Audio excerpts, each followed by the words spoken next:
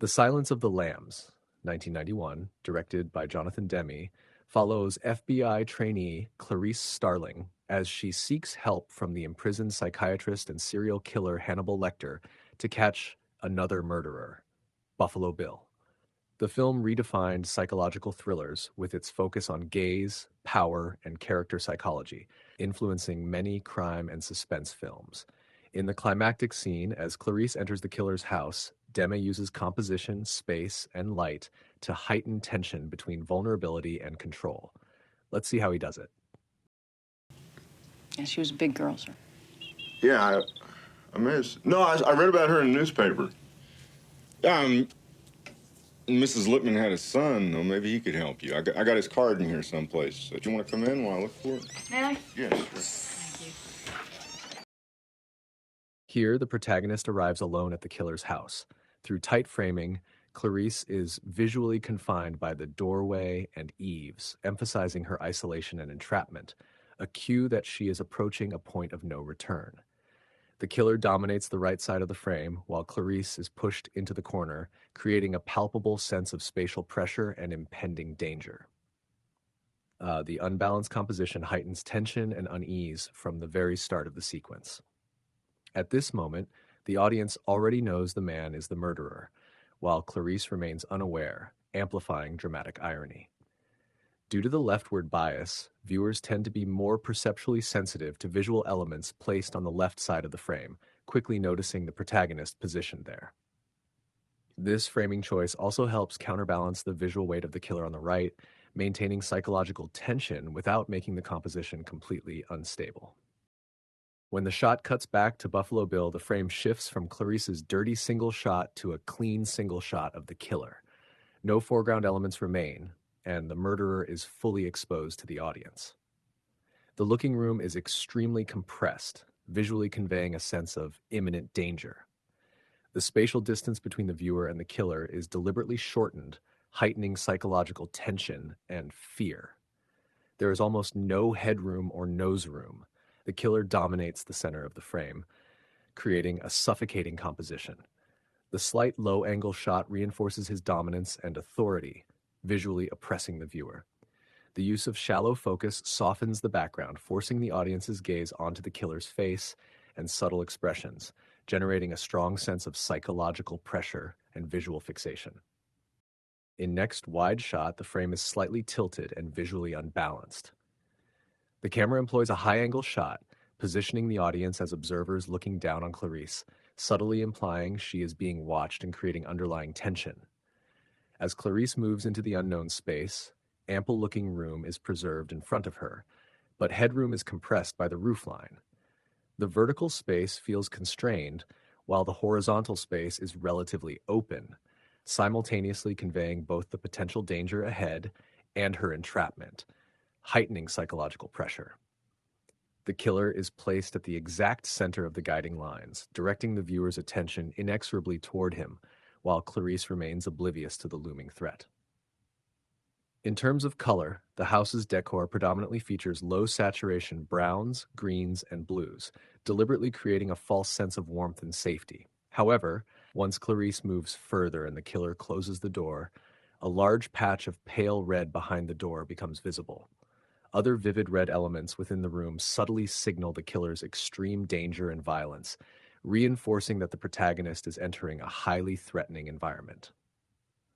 The composition employs a three-layered depth: foreground doorframe, midground character, and background room, intensifying the sense of confinement and entrapment.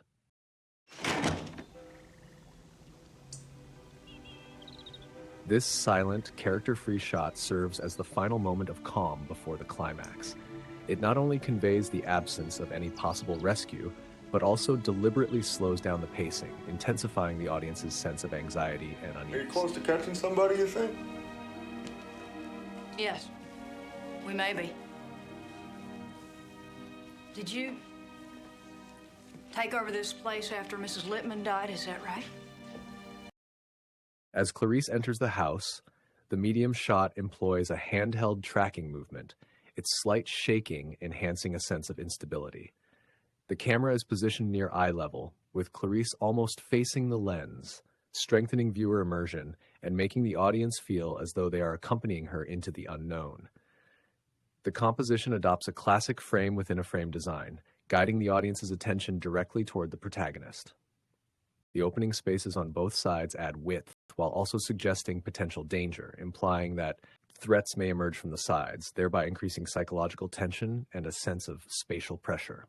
Clarice stands at the center of the frame, with a red curtain precisely behind her head, and red visual motifs begin to appear more frequently.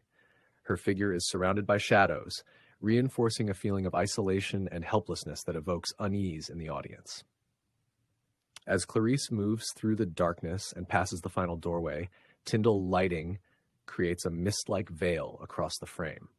Transitioning from a bright, clearly defined exterior into a shadowed, diffused interior symbolizes Clarice's passage from the rational real world into the killer's distorted, perilous domain. Yeah, I bought this house 2 years ago. Did she leave any records, any business records, tax forms, lists of employees? No, nothing like that at all. Say, has the FBI learned something? The police around here don't seem to have the first clue.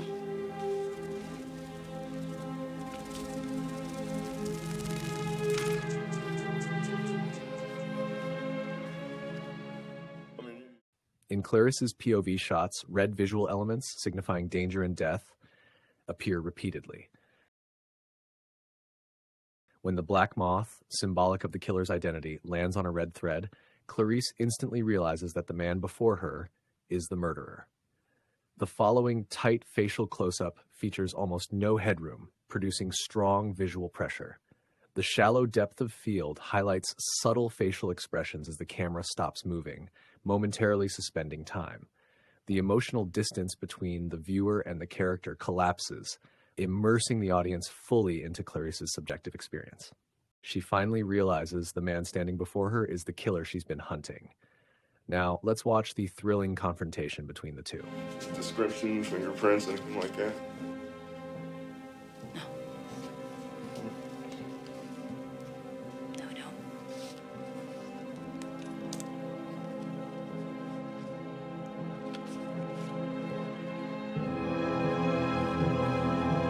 Right. Here's that number. Very good, Mr. Gordon. May I use your phone, please?